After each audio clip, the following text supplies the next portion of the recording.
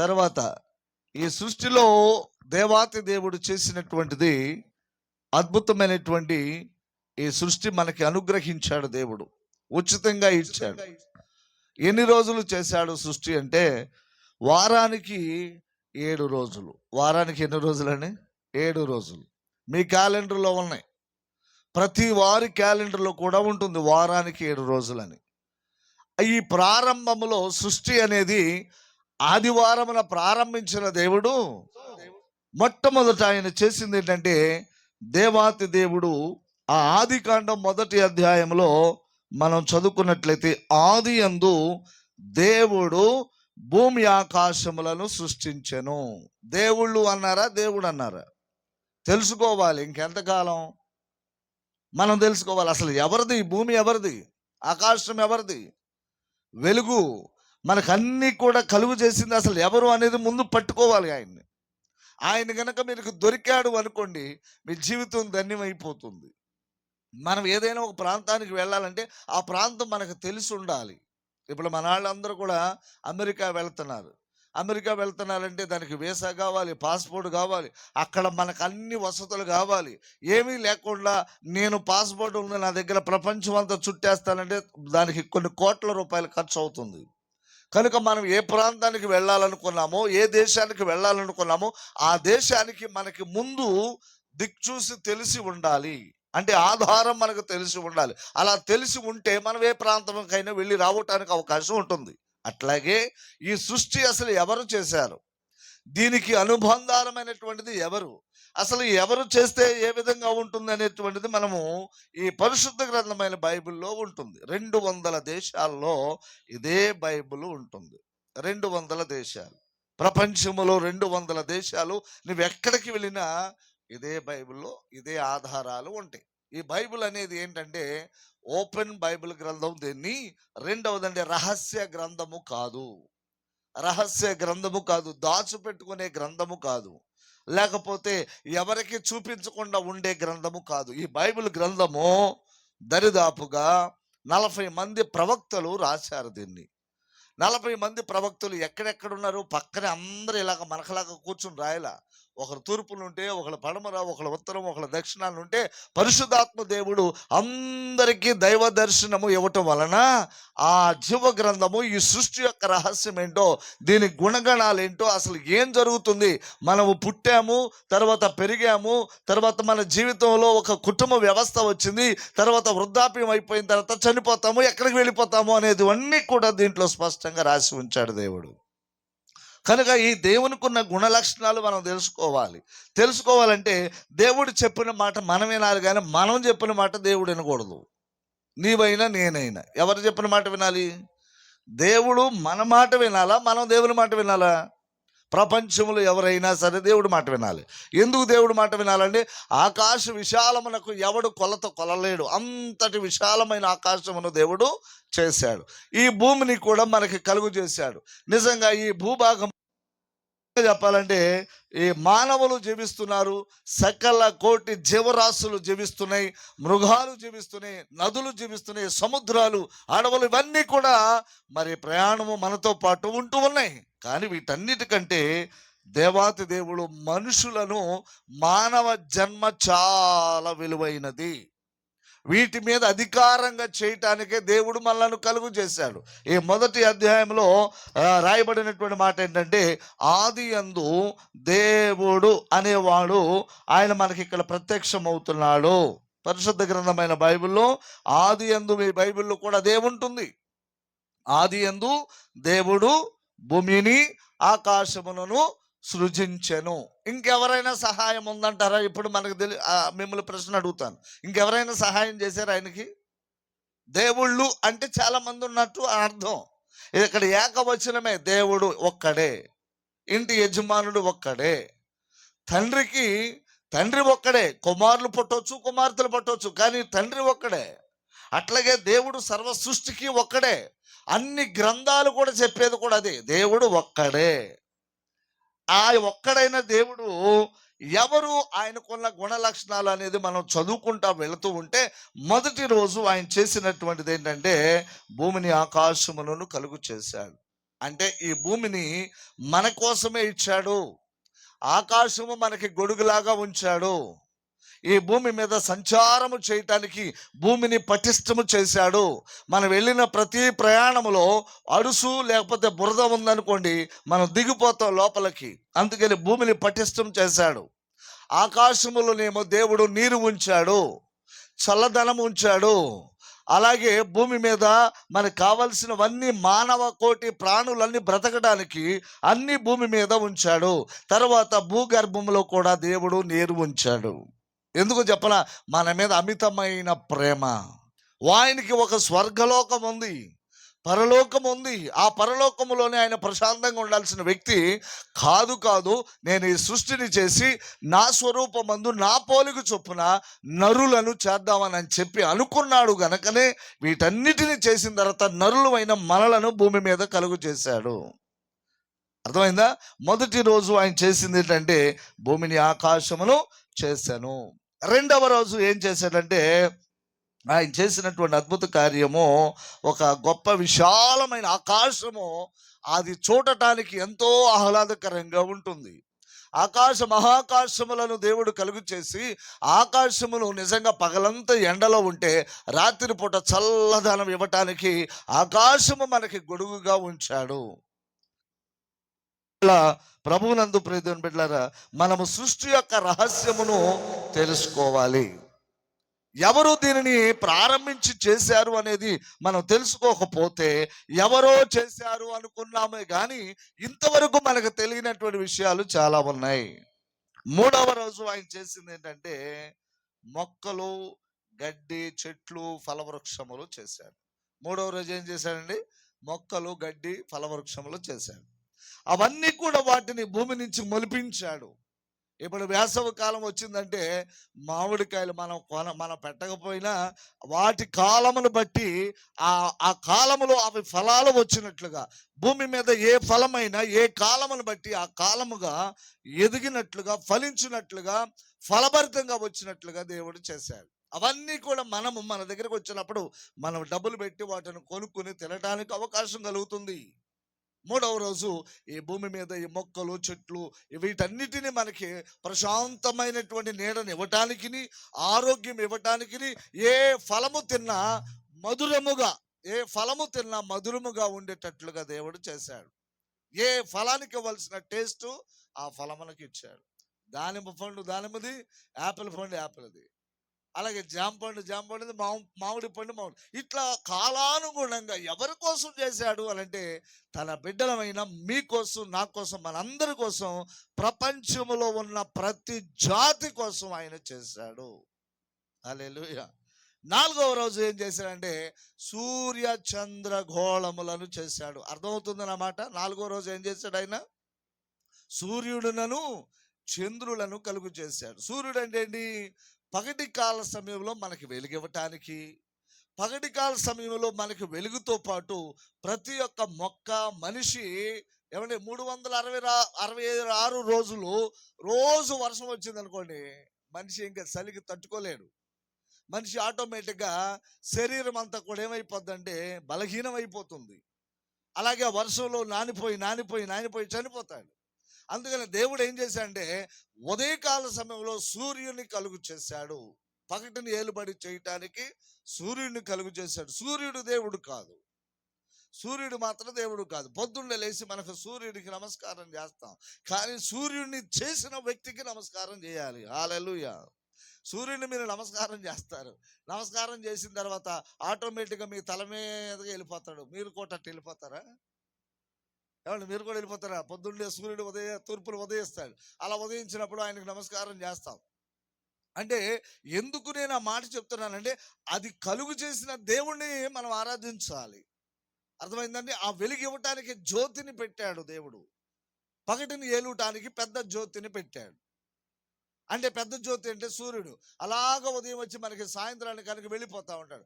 ఈ సాయంత్రం వెళ్ళిపోగానే మళ్ళీ రాత్రి కాల సమయంలో మనకి చల్లదనము, మంచి వాతావరణము, మంచి విశాలమైనటువంటి చట్టని నీడ, వీటన్నిటిని ఇవ్వటానికి, ఆరోగ్యకరమైనటువంటి ఆహ్లాదకరం ఇవ్వటానికి చంద్రుడను కలుగు చేశాడు. దేవుడు మనకు అన్ని మేలే చేశాడండి. ఇవన్నీ చేశాడు. మన వాళ్ళందరూ అనుకుంటారు వాళ్ళ కోసమే, క్రైస్తవుల కోసం చేశాడు అనుకుంటారు. క్రైస్తవుల కోసం కాదు. భూమి మీద అన్ని రకాలైన ప్రజలు ఉన్నారు. అందరికి దేవుడు సూర్యుని కలుగు చేశాడు, చంద్రుడిని కలుగు చేశాడు. అందరికి ఇచ్చాడు దేవుడు ఇది. ఎవరికో ఒక్కొక్క ప్రార్థన వాళ్ళకి ఇవ్వలేదు ఇది. సమస్త సృష్టికి ఇచ్చాడు. ఆయన చేసినటువంటి గొప్ప గుణగణాలు మనం తెలుసుకోవాలి. మొదటి అధ్యాయంలో ఆది యందు ఆ దేవాతి దేవుడు భూమిని ఆకాశమును కలుగు చేసిన దేవుడు, అదే మాటను బట్టి మనం యోహాను సువార్త మొదటి అధ్యాయంలో ఒక మాట, చక్కటి మాట అంటాడు. ఆది యందు వాక్యముండెను, వాక్యము దేవుని యొద్ద ఉండెను, ఆ వాక్యమే దేవుడయ్యుండెను. దేవుడు దేవుడు దేవుడు దేవుళ్ళు అనుకోండి. ఇప్పుడు నేను ఒక్కడనే ఉన్నాను. ఇప్పుడు నాకు నేనుగా ఒక 10 మందిని, 100 మందిని, 1000 మందిని రోబోలుగా తయారు చేయొచ్చు. నాలాగానే ఒక 1000 మందిని లేదా 1,00,000 మందిని రోబోలుగా చేయొచ్చు. కానీ దానికి ఆత్మను మాత్రం నేను పెట్టలేను. అంటే దాని కరెంటుతో అవయవాలన్నీ కూడా సెట్ చేసి, ఆ కరెంటు, ఆ బ్యాటరీ అయిపోయిన తర్వాత అది పని చేయలేదు. కానీ నాలాగా అనేక మందిని తయారు చేయొచ్చు, కానీ అది ఏమాత్రం వల్ల పడదు. నాకు నేనుగానే ఉంటాను. అట్లాగే దేవాతి దేవుడు 4వ రోజు సూర్యుని, చంద్రుని, నక్షత్రములను చేశాను. మీకు కనబడుతున్నాయా నక్షత్రాలు? కనబడుతున్నాయిగా మనకి. ప్రార్థన వాళ్ళకేనా ఇది చేసింది? అందరికీ చేశాడు దేవుడు. సూర్యుని అందరికీ చేశాడు దేవుడు. చంద్రుడు అందరికీ చేశాడు దేవుడు. సూర్యుని దేవుడు ఏమన్నాడంటే పెద్ద జ్యోతిగా పెట్టాడు. చంద్రుడిని చిన్న జ్యోతిగా పెట్టాడు. మన కోసం ఇవన్నీ చేశాడు ఆయన. ఆయన ఎతకాలి, మీరు ఆయన పట్టుకోవాలి. అర్థమైందండి? ఇవన్నీ కలుగు చేసిన దేవుణ్ణి నువ్వు వెతికితే ఆటోమేటిక్గా ఆయన దొరుకుతాడు. ఆయన దొరుకుతాడు అంటే ఈ బైబిల్లో మనకు ఆధారం దొరుకుతుంది. ఈ బైబిల్లో మనకేం ఆధారం దొరుకుతుంది? మ్యాప్ దొరుకుతుంది. నేను అందుకని ముందే చెప్పాను, మనం ఒక దేశం నుంచి ఇంకో దేశం వెళ్ళాలంటే మనకు ఆ దేశంలో వారి యొక్క ప్లేస్ తెలిసి ఉండాలి, మనల్ని ఆహ్వానించుకునే వాళ్ళు తెలిసి ఉండాలి. అంతే తప్ప మనకి తెలియకుండా ఏ దేశం వెళ్ళలేం. అట్లాగే మీకు అన్నీ కూడా పరిశుద్ధ గ్రంథమైన బైబిల్లో స్పష్టంగా దేవుడు 66 గ్రంథాల్లో 40 మంది ప్రవక్తలతో స్పష్టంగా రాయించి, ఈ గ్రంథాన్ని రాయటానికి 1500 సంవత్సరాలు పట్టింది. ఎవరు మనసుకు తోచినట్లుగా, ఎవరికి ఇష్టం వచ్చినట్లుగా రాయటం జరగలేదు. ఆకాశం కింద మనం ఉన్నాం, భూమి మీద మనం బ్రతుకుతున్నాం. ఎంతకాలం బ్రతకాలో దేవుడు నిర్ణయ కాలం ఉంచాడు. ఆ తర్వాత 4వ రోజు ఇదన్నీ చేసిన తర్వాత 5వ రోజు ఏం చేశాడంటే జలచరములు, ఆకాశ పక్షులు చేశాడు. చేపలు, పురుగులు, అసలు అన్నీ నిజంగా అండి. మనతో పాటు ఎన్ని పురుగులు ప్రయాణం చేస్తున్నాయో, మనతో పాటు ఎన్ని మిడతలు ప్రయాణం చేస్తున్నాయో, మనతో పాటు ఎన్ని చీమలు ప్రయాణం చేస్తున్నాయో, దోమలు, రకరకాల, అసలు ఎన్ని లెక్కకు మించిన వాటిని అన్నిటిని దేవుడు చేశాడు. అవన్నీ భూమి నుంచి మొలిపించునుగాక అని అన్నాడు. అవన్నీ కూడా మన కోసం చేశాడు. ఇంకొక వ్యక్తితో సహాయం ఆయన తీసుకోలేదు. ఆయన దేవుడు కాబట్టి, నేనే దేవుడునై ఉన్నాను కాబట్టి నేను వీటన్నిటినీ చేశాను అని చెప్పి స్పష్టంగా పరిశుద్ధ గ్రంథమైన బైబిల్లో చెబుతూ ఉంది. ఈ రోజున అన్ని జాతుల్లో ఉన్న ప్రజలు పోయినాళ్ళు పోయారు, తెలుసుకున్న వాళ్ళు, ఉన్నవాళ్ళు ఈ రోజున ప్రభు దగ్గరికి వచ్చారంటే అప్పుడప్పుడు మన వాళ్ళు అందరూ అడుగుతారు, మా వాళ్ళు కూడా ప్రభు మతం పుచ్చుకున్నారండి. ఇది మతం కాదు, ఇది దేవుని యొక్క మార్గం. మతం అనుకోండి, మనిషి ఒక బిరిగి ఇస్తాడు, అంతవరకే మనిషి మనిషి కోరిక అంతవరకే ఉంటుంది. కానీ మతం కాదు, ఇది మార్గం. దేవుడు మనం అనుకున్నట్టుగా ఒక చిన్న దేవుడు కాదు. ఆయన ఆకాశమును కలుగు చేశాడు, భూమిని కలుగు చేశాడు. అంటే ఎంత గొప్ప దేవుడో మనం అర్థం చేసుకోవాలి. నీవు అడగాలి కనుక ఒక్కసారి ప్రభువా నీవు నాకు ప్రత్యక్షమై, నీవు నాకు దర్శనమిచ్చి నువ్వు మాట్లాడు అని అడిగితే ఖచ్చితంగా దేవుడు నీకు దర్శనమిస్తాడు. నీ జీవితంలో ఏమి కావాలో అది నీకు అనుగ్రహిస్తాడు ఆయన. అంతటి మంచి దేవుణ్ణి మనం ఆరాధిస్తున్నాం. ఇవాళ అన్ని జాతుల్లో ప్రజలు ప్రభు దగ్గరికి వచ్చారు. పోయిన సంవత్సరం మన దగ్గర కూడా ఒక ఆయన పిలిచాను, బ్రాహ్మణులు. ఎవరు ఆయన? తుమ్మలపల్లి సుబ్బారావు గారు. చక్కగా వచ్చాడు, బైబిల్ పట్టుకుని. అక్కడ బస్సు దిగి ఇలా బైబిల్ పట్టుకుని నడుచుకుంటూ వచ్చారు. ఆ వాళ్ళు కూడా ఆల్రెడీ ప్రభులోకి వచ్చేసారు. ఎందుకు అని అంటే సృష్టికర్త అయిన దేవుడు తెలుసుకున్నారు వాళ్ళు. ఎవరు మతం మార్చలేదు వాళ్ళని. నీకు బైబిల్ గురించి తెలియదు గనక, నాకు చదువు రాదు గనక అని నువ్వు అజ్ఞానంలో ఉండిపోయావు. కానీ అలగటానికి ప్రయత్నం చేస్తే, దేవుడు ఎవరో దొరకడానికి ప్రయత్నం చేస్తే ఆటోమేటిక్గా నీకు దేవుడు దొరుకుతాడు. ఆయన కులాన్ని సృష్టించలా, మతాన్ని సృష్టించలా, మూఢత్వాన్ని సృష్టించలే, ప్రేమను సృష్టించాడు. హల్లెలూయా. అవన్నీ మనకు ఉచితంగా ఇచ్చాడు. ఈ భూమి మీద మనము బ్రతుకుతున్నాము అంటే అవన్నీ కూడా ఆయన ఇచ్చిన ఉచితమైనటువంటి వసతులే. ఇప్పుడు మనం ఒక ఇల్లు ఉంది. ఇప్పుడు ఈ 2 ఇళ్ళు మనం అనుకుందాం. ఈ 2 ఇళ్ళు వరకు వారికి ఒక సరిహద్దు, తర్వాత వాళ్ళ నివాసము, వారికి ఏమేమి కావాలో దేవుడు అంతవరకే వారు సమకూర్చుకున్నారు. వారికి ఉన్నటువంటి స్థలాన్ని ఉపయోగించుకున్నారు. ఇంతవరకే ఉన్నానని చెప్పేసి నేను అటు తూర్పుకి వెళ్ళను, ఉత్తరానికి వెళ్ళను, దక్షిణానికి వెళ్ళను, అది నాది కాదు అనటానికి లేదు. మనం ఎన్ని ప్రయాణాలు చేస్తున్నాం ఉదయకాలంలో? తూర్పుకి వెళ్తున్నాం, ఉత్తరానికి వెళ్తున్నాం, దక్షిణానికి వెళ్తున్నాం, పడమరకు వెళ్తున్నాం. ఇదంతా ఎవరిది? నువ్వు తూర్పుకి ఎందుకు వచ్చావు? నీ ఇంట్లోనే ఈ సృష్టిని చేసుకో అనడానికి లేదు. మనం బయటికి వెళ్ళాలి, ఎన్నో ప్రయాణాలు చేయాలి. తూర్పుకి వెళ్ళాలి, ఉత్తరానికి, దక్షిణానికి, పడమరకు వెళ్ళాలి. వీటన్నిటిని దేవుడు ఉచితంగా మనకి ఇచ్చాడు. కానీ లోకం ఏం చేసిందంటే, నీవు భూమి మీద రోడ్డు మీదకి వచ్చి నడిచావంటే ట్యాక్స్ ఏర్పాటు చేసింది. ట్యాక్స్ అంటే టాక్స్ కట్టడం అనమాట. మీరు జుట్టు పెంచినా టాక్స్ కట్టడం, ప్రతి దానికి మనకి ట్యాక్స్ ఏర్పాటు చేసేసారు. రూపాయి మన దగ్గర వసూలు చేయటం, పన్ను అంటారు దాన్ని. అర్థమైందా? దేవుడు ఏం ఉచితంగా ఇచ్చాడు, భూమి మీద ప్రయాణం చేసుకుని హ్యాపీగా ఉండండి అని. కానీ ప్రతి దానికి భూమి మీద మనం ట్యాక్స్ కట్టాల్సి వస్తుంది. కరెంటు అంటే రాత్రిపూట మనం కరెంట్ వేసుకుంటున్నాం, పగటి కాల సమయంలో ఫ్యాన్లు వేసుకుంటున్నాం, వీటన్నిటికీ బిల్లు కట్టాలి. దేవుడు ఇచ్చిన వెలుగుకి ఎవరైనా బిల్లు కడుతున్నారా? ఒకసారి చెప్పరే. ఎవరు కట్టట్లేదు. ఆయన ఎంత ప్రేమ కలిగిన దేవుడు, ఇంత వెలుగిచ్చాడు మనకి, ఎంత స్వచ్ఛమైన వెలుగు. ఈ రాత్రి మనం పండుకున్న తర్వాత పొద్దుండే లేవగానే చక్కటి వెలుగు, ఈ చీకటి వెళ్ళిపోయిన తర్వాత వెలుగు వస్తుంది. భగవంతుడా నీకు వందనాలు ప్రభువా అనుకుని దేవునికి ప్రతి క్షణము, ప్రతిరోజు ఆయనకి కృతజ్ఞతాస్తుతులు చెల్లించాలి. హల్లెలూయా అని ఉచితంగా ఇచ్చాడు ఆయన. అందుకనే దీన్ని వెలకట్టలేము. మానవుడు కొన్న మేధస్సు ఏంటో చెప్పనా? చీకటిని బంధించాలని ప్రయత్నం చేశాడు కానీ వల్లగాల, వెలుగును బంధించాలని ప్రయత్నం చేశాడు, వల్లగాల. అంతకుముందు మొన్నటి వరకు అంతరిక్షంలోకి వెళ్ళారు. అంతరిక్షంలోకి సునీత విలియమ్స్ ఇంక చాలా మంది వెళ్ళారు. వెళ్ళిపోయి అక్కడక్కడే తిరుగుతున్నారు. కానీ అసలైన గ్రహాలకు వెళ్ళాలంటే దేవుడు పర్మిషన్ కావాలి. ఒకవేళ అక్కడికి వెళ్ళాలంటే కొన్ని కోట్ల రూపాయలు, శ్రీహరికోట నుంచి కొన్ని కోట్ల రూపాయలు తీసుకుని వెళ్ళి ఆ ఆక్సిజన్ తీసుకువెళ్ళి వాళ్ళు ఉన్నంత కాలం అక్కడ ఉండాలి. ఆక్సిజన్ అక్కడ అయిపోతే ఏమైపోతారు తెలుసా? మైనము కరిగినట్టు కరిగిపోతారు. అంతకుముందు వెళ్ళారు కొంతమంది.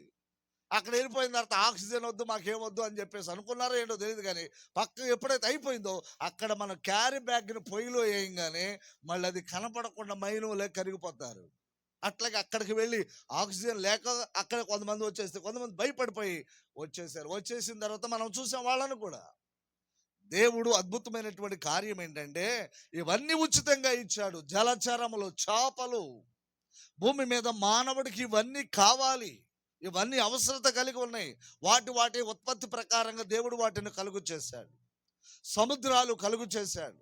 సముద్రాల్లో చేపలు, ఎన్నో కోట్ల రకాలైనటువంటి చేపలు, భూమి మీద బ్రతకడానికి జీవరాశులు, ప్రాణులు, వాటన్నిటినీ కూడా దేవుడే కలుగు చేశాడు. ఇంకొకరి సహాయము తీసుకోలేదు. తర్వాత 5వ రోజు ఆకాశ పక్షులు. కొన్ని పక్షులేమో మనతో పాటు భూమి మీద ఉండటానికి చేశాడు. కొన్ని పక్షులు ఆకాశములు ఎగురుతూ ఉంటాయి. మనకి కాకులు అంటే కాకి ఎంతసేపు ఒక 2 నిమిషాలు 3 నిమిషాల కంటే ఆ ప్రయాణం చేయలేదు. ఇక్కడి నుంచి అక్కడికి వెళ్ళిపోయి ఆ ఇంటి మీద ఉంటుంది. కానీ ఇంకా ఎగరటానికి ఆ గరుడ పక్షులు, లేకపోతే గ్రద్ద పక్షులు, లేకపోతే డేగలు ఎత్తైన ప్రాకారము కలిగినటువంటి ఎత్తైన ప్రాంతంలోనికి వెళ్ళగలుగుతాయి. కొన్ని పక్షులు అలా చేశాడు. కొన్ని పక్షులు భూమి మీద ఉండటానికి చేశాడు. కొన్ని పక్షులు మనతో పాటు నివాసం చేయటానికి ఉంచాడు. ఇవన్నీ దేవుడు ఉచితంగానే చేశాడు. అన్నీ చేసిన తర్వాత మనకి అవి ఉపయోగపడేటట్లుగా చేశాడు. మానవుడు వాటిని తినటం మొదలుపెట్టాడు. మనుషులు తినటం మొదలుపెట్టిన తర్వాత ఆటోమేటిక్గా అన్ని నాటుకోళ్ళు వెళ్ళిపోయినాయి. ఇప్పుడు అన్ని బాయిలర్ కోళ్ళు వచ్చినాయి. కరెంటు కూడా 40 రోజులు కరెంటు కూడా వచ్చింది. నాటుకోడి అనేది పల్లెటూరులో కొద్ది మనకు చూడగలుగుతాం. సిటీలో ఏ కోడు కనపడదు ఇంకా. అంటే కొన్ని పక్షులు అలాగ దేవుడు చేశాడు. 6వ రోజు ఏం చేశాడంటే పురుగులు, మృగములు, పశువులు చేశాడు 6వ రోజు. అంటే ఇవన్నీ ఎవరి కోసం? మన కోసమే. ఒక్కొక్క జంతువు ద్వారా ఒక్కొక్క మెడిసిన్ దేవుడు కలుగు చేశాడు.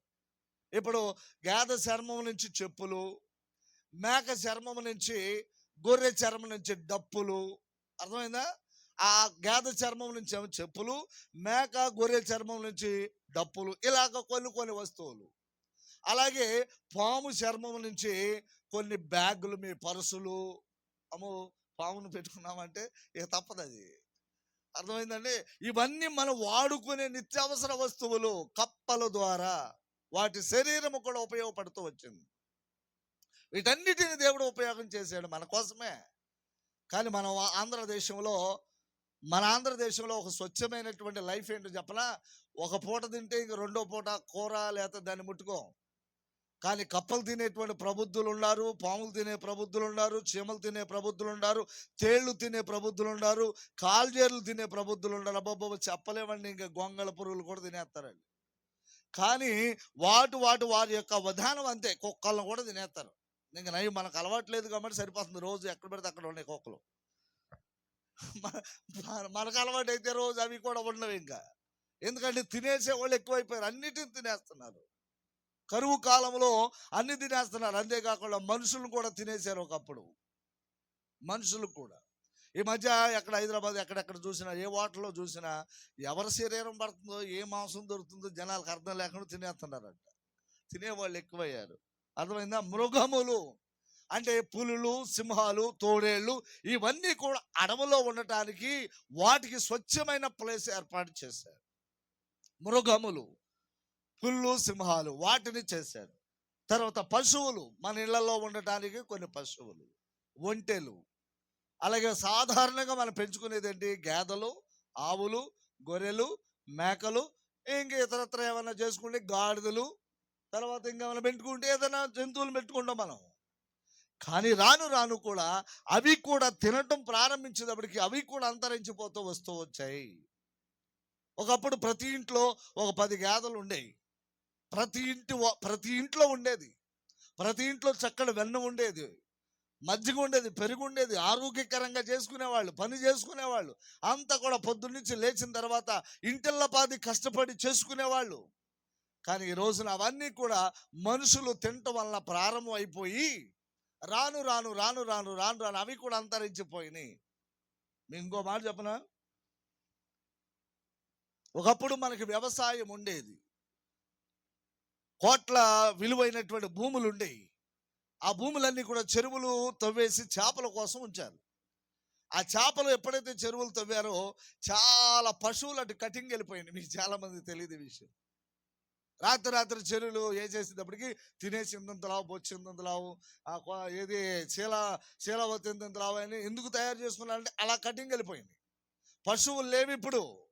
ఒరిజినల్ పాలు దొరకటం లేదు. కేంద్రంలో కూడా ఒరిజినల్ పాలు దొరకడానికి భయం వేస్తుంది. కేంద్రంలో కూడా నీళ్లు కలుపుతున్నారా ఏంటని. వాళ్ళే 100 రూపాయలు అమ్ముతున్నాడు, మన దగ్గర 40 రూపాయలు కొంటున్నాడు. అర్థమైందా? మనం పోసే పాలు కేంద్రంలో 40 రూపాయలే, కానీ వాళ్ళ దగ్గర కొంటే మనం ఎంత?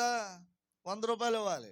అందుకే జనాలు ఏం చేశారంటే, నీకు 40 రూపాయలు ఇచ్చి నేను కష్టపడి ఆ పశువులు దాణా దొరకట్లేదు, మేత దొరకట్లేదు, జున్నుగడ్డి దొరకట్లేదు, తర్వాత మడ్డి కూడా దొరకట్లేదు, ఏమీ దొరకట్లేదు. పశువులు కూడా ఆటోమేటిక్గా అవి చేశారు. ఇక అందరికీ ప్యాకెట్ పాలు అలవాటు చేసేసారు.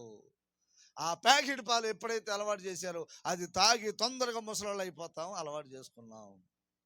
ఆటోమేటిక్గా శరీరంలో బలం ఉండట్లేదు. ఇంకోటి ఏం చేశారు చెప్పనా? ఒకప్పుడు పాల పిండి కూడా వచ్చేది, పాలపిండి. ఇప్పుడు ఇంకేం చేశారంటే ఈ పాల ప్యాకెట్ల గురించి రోజు పేపర్లో, టీవీలో మోసం మోసం మోసం వస్తుందంటే ఇంకొకటి తయారు చేశాడు. ఏంటంటే అది కూడా త్వరలో వస్తుంది. ఒక బిళ్ళ చిన్న ట్యాబ్లెట్. అది కనుక నువ్వు బిందు నిండా నీళ్లు తీసుకుని ఆ బిందులో నీళ్ళలో ఒక బిళ్ళ వేసుకుంటే అవన్నీ తెల్లగా పాలైపోతాయి. అంటే నీకు సులువు అనమాట. ఒరిజినాలిటీ అనేది ఇంకో ఉండదు. ముందు ముందు అలాగ అయిపోయింది లోకంలో పరిస్థితి. అర్థమైందండి? పశువులు కూడా లేవు. మృగములు, పురుగులు కొన్ని చోట్ల అవి అడవుల్లోనే ఉంటాయి. 6వ రోజు వీటితో పాటు దేవుడు ఏం చేశాడంటే, దేవుడు ఒక ఆలోచన చేశాడు. ఏమన్నాడు తెలుసా? ఇన్ని చేశాను కదా, ఇన్ని చేశాను. వీటి మీద నేను అస్తమానం వచ్చే దానికంటే ఒక మనుషులను తయారు చేయాలి. వీటి మీద అధికారం చేయాలి. ఈ భూమి అంతా కూడా అధికారం చేయాలి. ఒక మనిషిని చేయాలి. ఆ మనిషి ఎలా చేయాలి? అప్పుడు దేవుడు ఒక ఆలోచన చేసి ఏం చేశాడంటే, మట్టిని తీసుకున్నాడు. మట్టిని తీసుకున్నాడు. మొట్టమొదట ఈ సృష్టిని చేసినప్పుడు ఆయన మనకి ఎలాగ కనపడుతున్నాడంటే, ఆయన పేరు, సృష్టికర్త అయిన దేవుని పేరు ఏంటంటే, దేవుడు దేవుడు దేవుడు అని మనం చదువుకుంటా వస్తే ఆ దేవుడు అనే వ్యక్తి పేరు ఏంటంటే యెహోవా. ఆ మాట అనండి. యెహోవా అంటే సమస్త సృష్టికి ఆధారభూతుడు ఆయన. స్తోత్రం చెప్దాం. అబ్బో నిజమా? ఈయన చేసింది. మరి ఈయన ఎవరి కులం దేవుడు? ఏమండి, మనకొచ్చే ఆలోచన ఏంటి? ఆయన కులం ఏంటి? దేవుడికి కులం ఉంటుందా? దేవుడికి కులం ఉండదు. ఎందుకంటే ఆయన సామాన్యుడు కాదు, దేవాతి దేవుడు. ఇవన్నీ చేసిన తర్వాత వీటి మీద ఏలుబడి చేయటానికి మానవుని నేను కలుగు చేయాలి, మనుషులను కలుగు చేయాలి. ఆ మనుషుని ఎలా చేయాలి? ఇన్ని నోటి మాటతో కలుగును గాక, కలుగును గాక, కలుగును గాక. అర్థమవుతుందా నా మాట? ఒకసారి అర్థమవుతుంది గట్టిగా స్తోత్రం చెప్పండి. మీరు అర్థం చేసుకోవాలి. 3 రోజులు కూటానికి వెళ్ళాం. ఏ వాక్యం చెప్పారంటే బాగా చెప్పాడు, కానీ ఏంటో నాకు గుర్తురాల. ఇది కాదు మనకు కావాల్సింది. నేర్చుకోవాలి అసలు ఎవరు దేవుడు. ప్రయాసపడుతున్నాం, అన్వేషణ చేస్తున్నాం, ఎతకాలి. దొరికిన తర్వాత గట్టిగా పట్టుకోవాలి, అంతే. మళ్ళీ ఇంత అయిపోయిన తర్వాత మీరంతా చెప్పండి, నా మనసు మారదలేండి అని అనుకుంటే నేను చేసేది లేదు. మీకు వాస్తవం తెలియపరుస్తున్నాను. మీరు ఇంక ఇది కావాలంటే పాస్టర్ గారు ఇలాగే చెప్పాడు, ఇది నేను అమెరికా వెళితే ఇది ఉందా అని మీరు అమెరికా వెళ్ళారనుకో, అక్కడ ఇంగ్లీష్ బైబిల్లో చూపిస్తాడు. In the beginning God created in heaven and earth అని అన్నాడు ఉంటుంది అక్కడ. అంటే దేవుడు భూమిని, ఆకాశం. తర్వాత కేరళకి వెళ్ళామనుకో, కేరళ భాషలో ఉంటుంది. తమిళనాడు వెళ్తే తమిళనాడు భాషలో ఉంటుంది. ఒరియాకి వెళ్తే ఒరియా భాషలో ఉంటుంది. ఎక్కడికి వెళ్ళినా ఈ సృష్టికర్త యొక్క గుణగణాలు అన్నీ కూడా బయటపడుతూ ఉంటాయి. అప్పుడు నోటి మాటతో చేసిన దేవుడు, ఆయన పేరు ఏమన్నా నేను అనండి, ఆ మాట అనండి. యెహోవా. యెహోవా అంటే ఆయన నామకరణం ఏంటంటే సమస్త సృష్టికి తండ్రి. మనందరికీ ఆయనే ఆధారభూతుడు. సమస్త జీవరాశులకు, మనుషులకు, పురుగులకు, పక్షులకు, సమస్తములన్నిటికీ ఆయనే ఆధారభూతుడు. ఇన్ని చేసిన తర్వాత ఏమండి,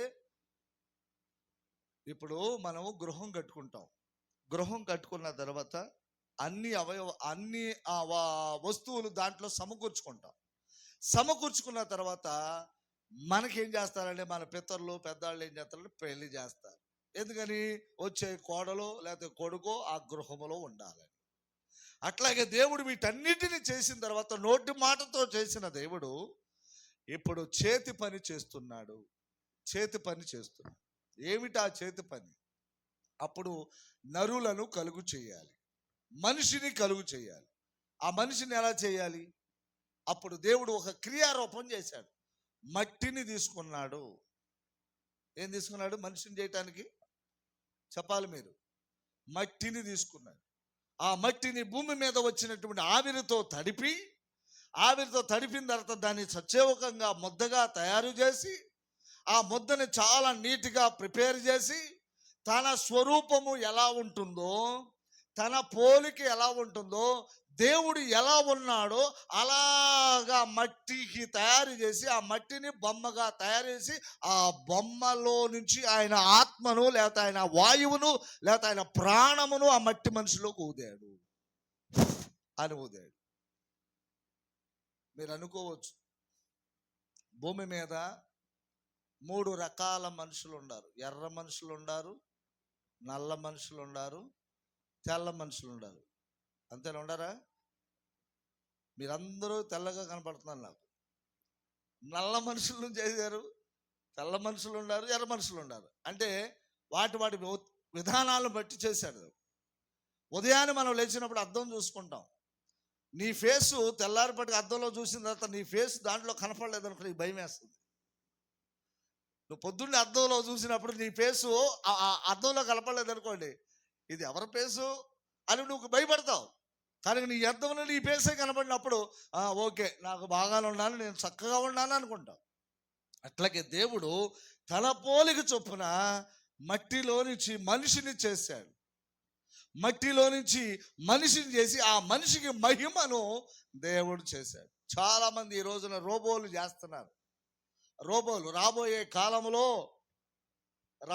కాలంలో ఒకప్పుడు ఒక ఊరిలో ఒక ధనవంతుడి ఇంట్లో ఒక రేడియో ఉండేది.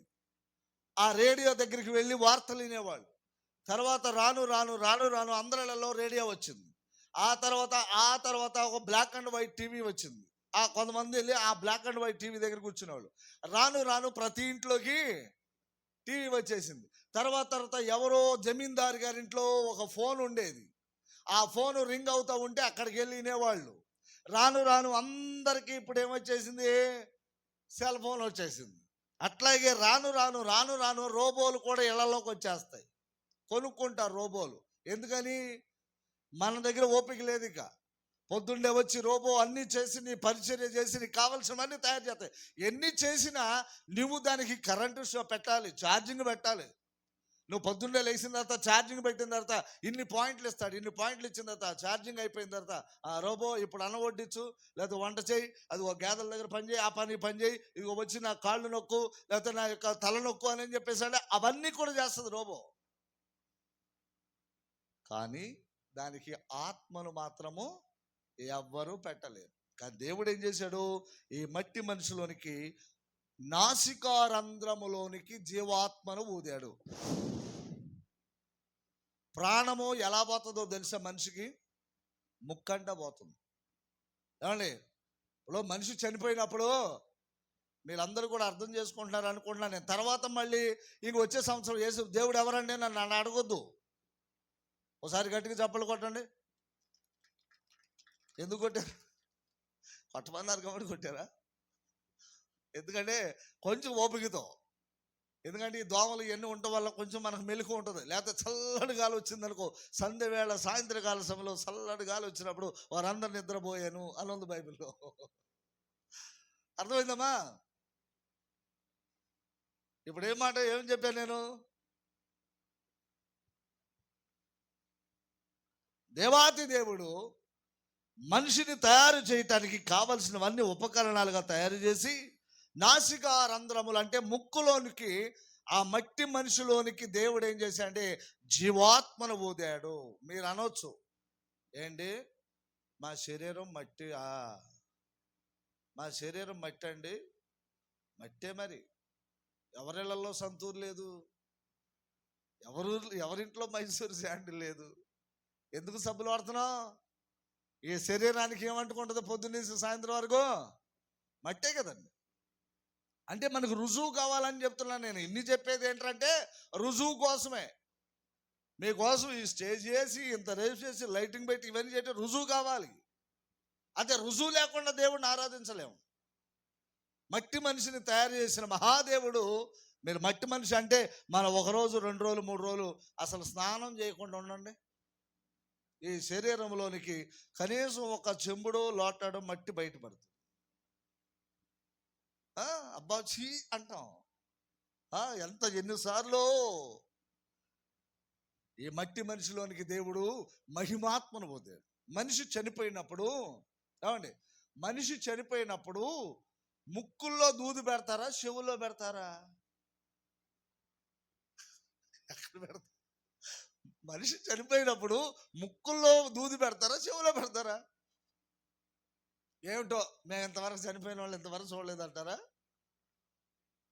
చెవులో పెట్టరు, ముక్కులో పెడతారు. ఎందుకని? వీడి యొక్క ఊపిరి పోయింది అని. ఊపిరి పోయిందని. ఒకవేళ కళ్ళు ఇలా తెరిస్తే ఇలా మూసేస్తారు. కళ్ళు ఇలా తెరిచుంటాడు వాళ్ళకి భయం వేస్తుంది, ఆ ఇంట్లో వాళ్ళకి భయం వేస్తుంది. అందుకని వీళ్ళు ఏం చేస్తారంటే ఇలా మూసేస్తారు. ఇంకా అందుకని ముక్కుల్లో పెడతారు ఈ దూది. తర్వాత 2 కాళ్ళు ఉంటాయి కదా, ఆ 2 కాళ్ళకి కట్టేస్తారు. బ్రతుకున్నప్పుడు ఉన్నటువంటి విధానం వేరు. ఏమండి, బ్రతుకున్నప్పుడు విధానం, చనిపోగానే అలా పెడతారు. అవన్నీ పెట్టిన తర్వాత 2 రోజులు 3 రోజులు బాగా ప్రేమించాం మనం. మనకి ఇష్టమైన వాళ్ళు చచ్చిపోయారు, ఇల్లు ఆస్తి ఐశ్వర్యాలు సంపాదించి పెట్టారు, అప్పుడే వెళ్ళిపోతున్నావా అని చెప్పేసి అనుకుని ఏడుస్తాం. ఏడ్చి ఏడ్చి 2 రోజులు ఉంచుకుందాం, 3 రోజులు ఉంచుకుందాం, 4 రోజులు ఉంచుకున్నారు అనుకోండి, ఇక అక్కడ ఆటోమేటిక్గా శరీరం అన్నీ కూడా ఏమైపోద్దంటే ఆటోమేటిక్గా మలినమైపోయి ఆ శరీరము పోయి ఆ శరీరములో ఉన్నటువంటి ఆ శవములో నుంచి పురుగులన్నీ బయటకు వస్తాయి. వాసన కంపు కొట్టేస్తుంది. నేను ఒక్క మాట చెప్తా, చచ్చిన ఏ జీవరాశి అయినా తినటానికి అమ్ముకోవడానికి ఉపయోగపడుతుంది. ఇది చచ్చిన తర్వాత ఎవరికైనా కొంటాడా? ఎవడైనా కొంటాడా? అస్సలు ఒక వాసన అండి బాబు. అప్పుడు దాకా ఏడ్చిన కూతురే కానీ, కుమారుడే కానీ, కోడలే కానీ, అల్లుళ్ళే కానీ అయిపోయింది, వాసన వచ్చేస్తుంది, బాగా బ్యాడ్ స్మెల్ వచ్చేస్తుంది. తొందరగా తొందరగా తొందరగా ఎంత ప్రేమ ఉన్నా సరే త్వరగా త్వరగా తీసేయండి. బాలసుబ్రహ్మణ్యం పాపం తన కరోనా వచ్చినప్పుడు 13 కోట్లు ఖర్చు పెట్టాడు, నన్ను బతికించండి బతికించండి బ్రతికించండి అని. 13 కోట్లు. అసలు ఇంకో మాట చెప్పనా, చిన్న ట్యాబ్లెట్ ద్వారా మనం బతికేసాం. మనం ఏది పారాసెటమాల్ వేసుకుని 14 రోజుల్లో బయటకు వచ్చేసాం. కానీ ఆయన పారాసెటమాల్ ఎవలా ఏ సెటమాల్ ఇచ్చారో తెలియదు, ఏమి ఇచ్చారో తెలియదు. 13 కోట్లు అయిపోయిన తర్వాత ఈరోజు బాలసుబ్రహ్మణ్యం చనిపోయాడు అని యాడ్ లైన్లో పేపర్ ఇచ్చారు. 13 కోట్లు పోయే, మనిషి పోయే. పోని ఉంచుకుంటారా? 40,000 పాటలు పాడేవు కదా, నిన్ను విడిచిపెట్టలేకపోతున్నాము నాయన అని ఉంచుకుంటానికి ఏమైనా అవకాశం ఉంటుందా? ఆయన బెలూన్ లాగా ఉబ్బిపోయాడు. ఆ వాసన తట్టుకోలేము. బ్రతుకున్నప్పుడే మనిషి యొక్క విధానం. ఈ మనిషికున్న ప్రాముఖ్యత మీకు చెప్తా నేను. ఈ మనిషికి ఎంత విలువిచ్చాడో చెప్తా. అడవిలో ఉన్న జంతువులు రోజు ప్రయాణం చేస్తాయి. అడవిలో చేస్తాయా లేదు? ప్రయాణం చేస్తూ ఉంటే కనీసం దారి పడదు, అడవిలో దారి పడదు. మనం పచ్చని చేలో పొద్దున్నే సాయంత్రం 2 రోజులు 3 రోజులు తిరగండి, రోడ్డు పడుతుందా లేదా? దారి పడుతుంది. ఎందుకు పడితే మన పాదాలు అలాంటివి అన్నమాట. అర్థమైందా నా మాట? ఇప్పుడు రోజు జంతువులన్నీ అడవిలో వెళ్తుంటే పచ్చగా ఉంటుంది, అడవంతా కూడా ఆహ్లాదకరంగా ఉంటుంది. కానీ మనము నడిస్తే 2 రోజులు 3 రోజులు ఆ పచ్చదనంలో ఈ చివరి నుంచి ఆ చెరువు కొమ్ముకి లేకపోతే ఇక్కడికి 4 సార్లు నడిచేటప్పటికి మన దారి మనకు కనపడుతుంది. మన దారి మనకి కనపడుతుంది. కనపడటమే కాకుండా ఏమవుతుందో తెలుసా, పచ్చని చెట్లన్నీ కూడా మటాష్ అయిపోతాయి. అంటే మాడి మసైపోతాయి మన కాలు కింద పడి. రెండవది, ప్రతి ఇంట్లో పెద్ద డాబా కట్టుకుంటాం. కట్టుకున్న తర్వాత రకరకాల పోస్టులు పెడతా ఉంటారు. అక్కడ బొమ్మలు, ఒకడేమో అలా పెడతారు, ఇంకోరేమో గుమ్మడికాయ పెట్టుకుంటారు, ఇలా పెడతారు. రోజు ఆ ఇంటి వాళ్ళు చూసి, టాఫీ మేస్త్రి చూసి, పనోళ్ళు చూసి, వాళ్ళు చూసి, వీళ్ళు చూసి ఆ లోపల గుజ్జంతా ఎండిపోద్దంట. అంటే మన కంటి చూపుతో ఏమైపోద్దో చెప్పనా? కంటి చూపుతో నిన్ను మరేంటనుకున్నా, మన శరీర అవయవాలు అంత విలువైనవి. అలా గుమ్మడికాయ చూసేటప్పటికి కొంతకాలం తీసిన తర్వాత లోపల ఏమన్నా గుజ్జుందేమని చూస్తే పూర్తి ఎండిపోతుంది. అంత డేంజరస్ మన కళ్ళు అనమాట. మనం కాళ్ళు పాదాలతోనేమో నా దారి పడిపోతుంది, అలాగే కంటి చూపు అలా అయిపోతుంది. తర్వాత పొద్దునొండిన కూర తెల్లారిపాటికి ఎందుకు పాడైపోయిందంటే, మన వేళ్ళు ఉంటాయి కదా, వేళ్ళు.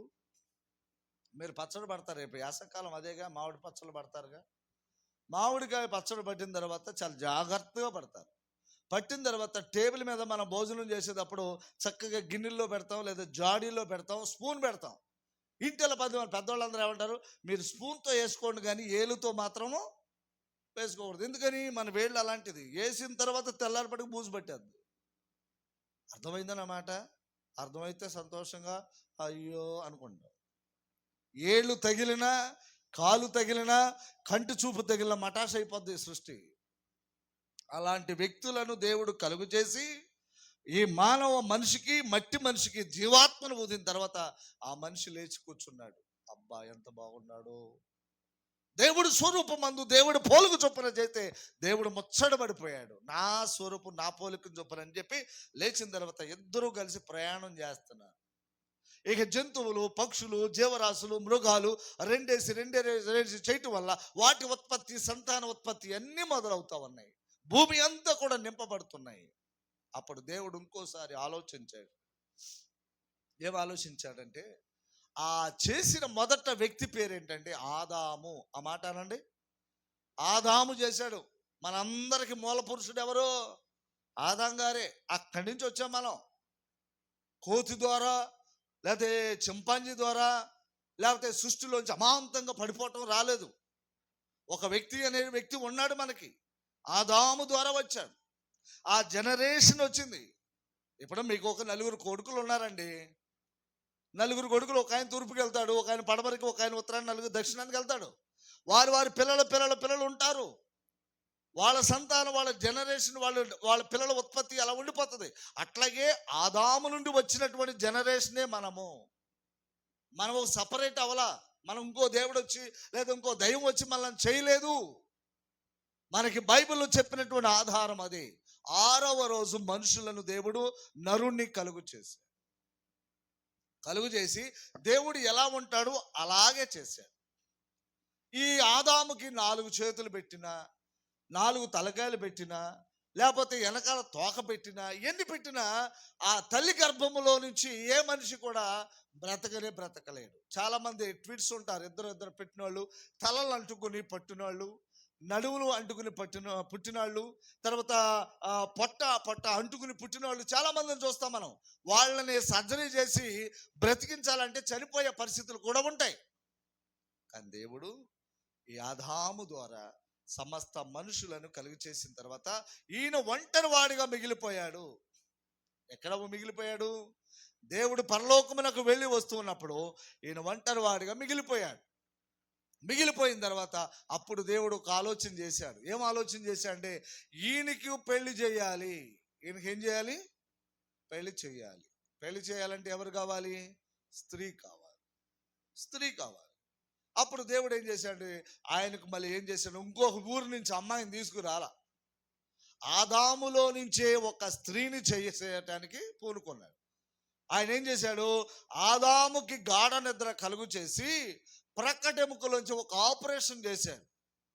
మొదటేమో సృష్టికర్తగా ఉన్నాడు, రెండవదేమో మట్టిని తయారు చేసిన కొమ్మరి వ్యక్తిగా దేవుడు ఉన్నాడు, మూడవ వ్యక్తి ఇప్పుడు డాక్టర్గా ఉన్నాడు.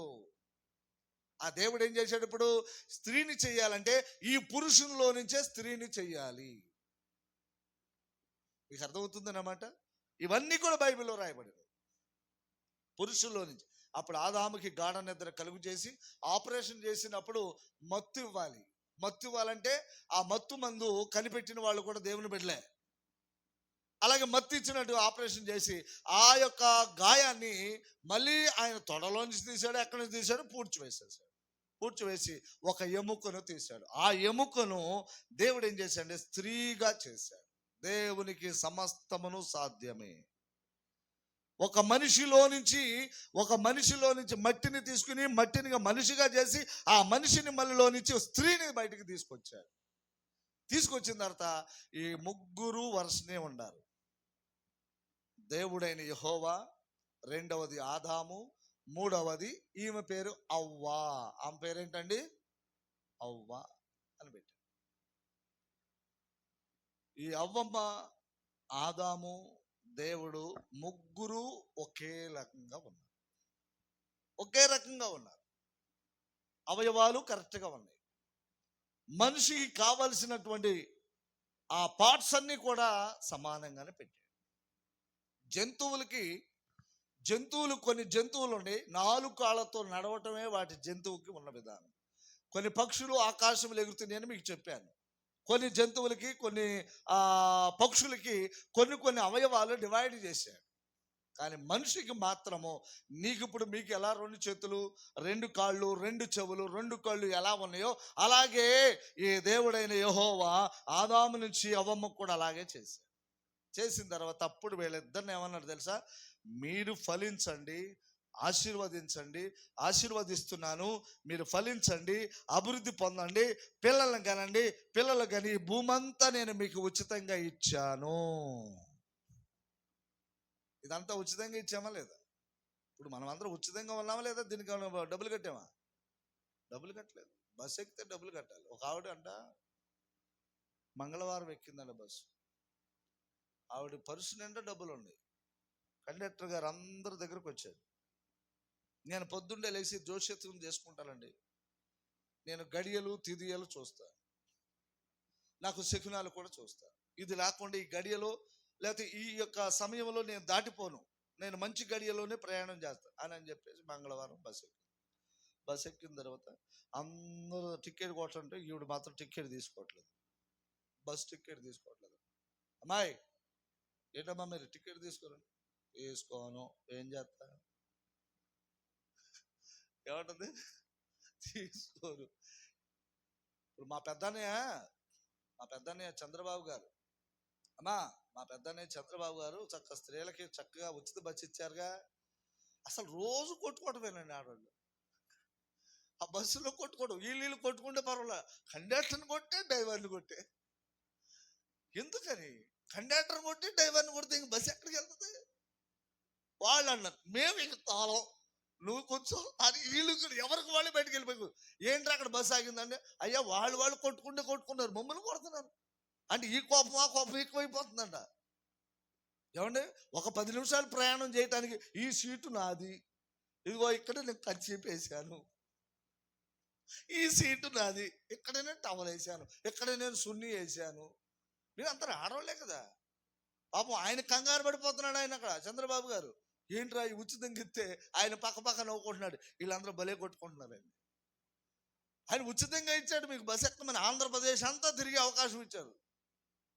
ఈ మధ్య బేతల్లో కొంతమంది సోదరులు చక్కగా ఎక్కారు. ఏమా ఏంటమ్మా ఇక్కడ బస్సు ఎక్కుతున్నారు? ఇక్కడేగా. అవునండి, ఫ్రీగా ఎక్కాడుగా. గుడివాడ ఎందుకు వెళ్తున్నాడు? టీ తాగేసి మళ్ళీ వచ్చేస్తాం. గుడివాడ టీ తాగి మళ్ళీ అక్కడి నుంచి మళ్ళీ బేతల్లో దిగటమే. ఎంత భయంకరమైన మనుషులు అంటే చెప్తున్నాను. ఇప్పుడు మగవాళ్ళు ఏమన్నారు, మేము కూడా మాకు మగ పురుషులకు కూడా మాకు ఫ్రీ టికెట్. ఏం చేద్దామని దేశాన్ని, భూమి మీద అన్ని ఏం చేద్దామని కరువు కాలం అయిపోయినట్టు అయిపోయింది. ఈ రీతిగా తయారు చేసి వాళ్ళని ఏర్పాటు చేస్తే ఇలా ముగ్గురును ప్రిపేర్గా చేశాడు.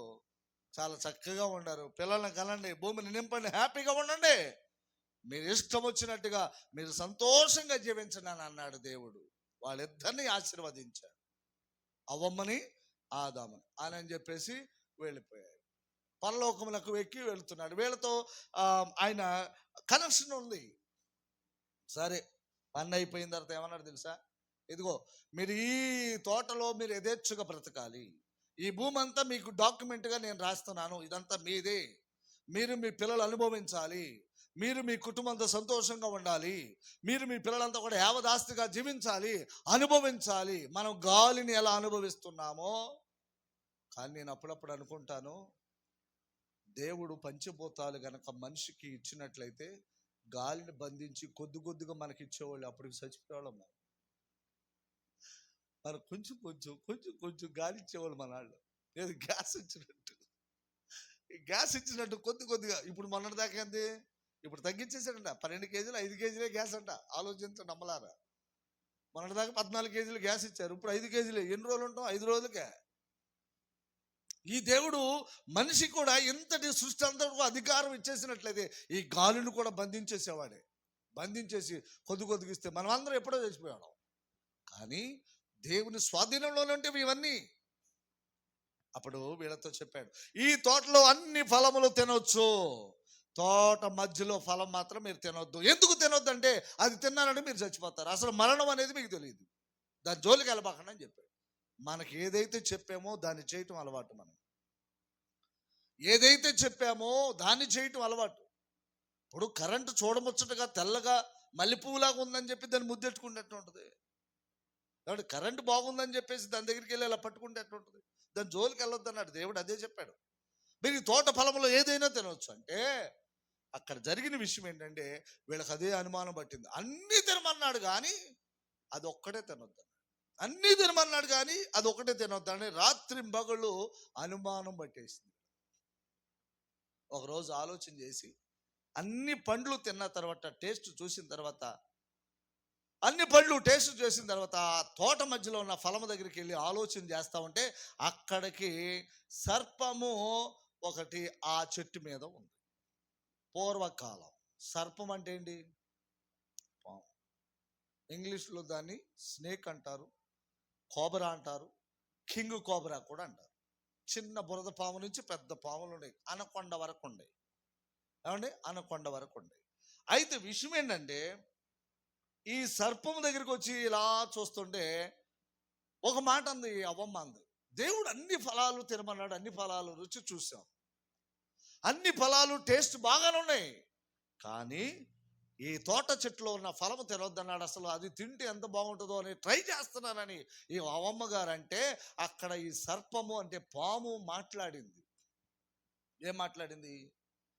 ఈ తోటల చెట్లలో ఏదైనా నువ్వు తినమన్నాడు దేవుడు, ఈ తోట మధ్యలో ఉన్న ఫలం ఎందుకు తినొద్దన్నాడు తెలుసా మీకు? మీరు తిన్నారంటే దేవుడు స్థానంలోకి మీరు వచ్చేస్తారు, దేవుడి కంటే గొప్పవాళ్ళు అయిపోతారు, మీకు మంచి చెడులు తెలిసిపోతుంది, మీరు దేవుడు స్థానం మీరు ఆక్రమించేసుకుంటారు. అది చెప్పేది ఏముంది? ఆల్రెడీ దేవునిలాగానే తయారు చేశాడుగా, వెళ్ళని ఎప్పుడో ఇచ్చాడుగా, ఈ భూమి అంతా కూడా నీకు ఇచ్చేసాను. మనం అన్ని ఇల్లు కట్టిన తర్వాత బీరువా ఈ మూల ఉండాలి, అది ఆ మూల ఉండాలి, ఇది ఈ మూల ఉండాలి, ఈ ఉండాలి, ఈ మూల అనే మనం చెప్పుకుంటాం. కానీ కరెంటు కూడా ఒక మూల ఉంటుంది, దాని జోలికి ఎంతవరకు వెళ్ళాలో అంతవరకే వెళ్ళాలి. ప్రతిసారి బాగుందని దాన్ని పట్టుకుంటే అది మనల్ని మట్టుకుంటుంది. అందుకే నేను ఆవిడ బస్ ఎక్కిన తర్వాత ఆవిడని అడిగారంట కండక్టర్ గారు, ఏంటమ్మా అందరూ టికెట్ కొనుక్కున్నారు, నువ్వేం టికెట్ కొనుక్కోలేదు అని అంటే, మేము మంగళవారం ఎవరికి డబ్బులు ఇవ్వండి, మంగళవారం శుక్రవారం ఎవరికి మరుపులు తీసుకుంటావా? తీసుకుంటాను కానీ ఇవ్వను. అదే డ్రైవరు ఒకసారి ఇవిడంటే మంగళవారం శుక్రవారం డబ్బులు ఇవ్వదంట, ఒకసారి దిగమ్మా, బండి ఆఫ్ చేయ అంటాడా? తీసుకెళ్తాడా? ఒకవేళ ఆవిడని తీసుకెళ్తే బస్సులో ఉన్న వాళ్ళందరూ అసలు మామూలుగా ఉంటుంది అక్కడ. లేచింది మహిళా లోకం,